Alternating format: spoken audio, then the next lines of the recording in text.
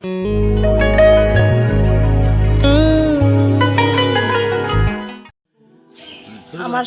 স্বামী অসুস্থ, ন্যাংরা হাঁটতে পারে না।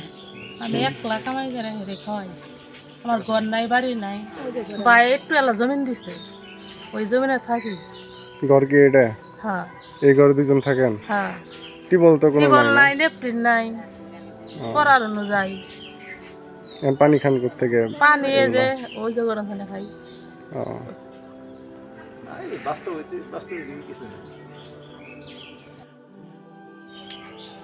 আমরা কেন্দ্রীয় ইউনিয়নের দেওয়ানিপাড়া গ্রামের প্রায় মিডিল প্লেসে আমরা আসছি।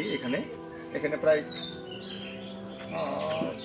7-8টা পরিবার আছে যারা এখানে বসবাস করে, একেবারে গুচ্ছ পরিবারের মতন। তো এখানে ঘরবাড়ির অবস্থা আসলে নাজেহাল। এদের মোটামুটি কিছুটা অবস্থা থাকলেও এখানে 4-5টা পরিবার মিলে একটা সুপেয় পানির ব্যবস্থা নাই।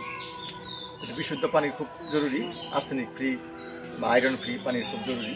এই জন্য আমাদের মনে হয় মার্সি ফাউন্ডেশনের পক্ষে আমরা আবেদন করছি, যারা মার্সি ফাউন্ডেশন ডোনার আছেন তারা যদি এরকম হয় একটা সুযোগ দেন বা বিশুদ্ধ পানির একটা ব্যবস্থা এখানে করা যায় আর কি, বিশেষ করে তাহলে সেক্ষেত্রে এখানে যে 7-8টা পরিবার আছে তারা বিশুদ্ধ পানির পাবে ইনশাল্লাহ।